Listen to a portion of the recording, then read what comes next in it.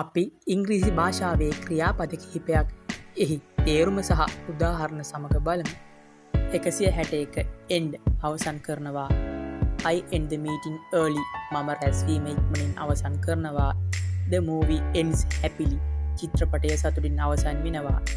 162 enjoy රස විඳිනවා. I enjoy music. මම සංගීතය රස විඳිනවා. She enjoys reading books. ඇය පොත් කියවීම රස විඳිනවා.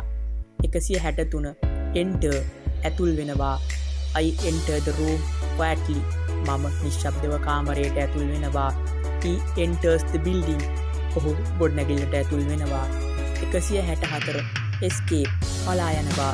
The thief escapes quickly. හොරාව ඉක්මනින් පලා යනවා. They escape from danger. ඔවුන් අනතුරෙන් පලා යනවා. 165 establish ස්ථාපිත කරනවා. They establish a new company. ඔවුන් නව සමාගමක් ස්ථාපිත කරනවා. The school establishes new rules. පාසල නව නීති ස්ථාපිත කරනවා.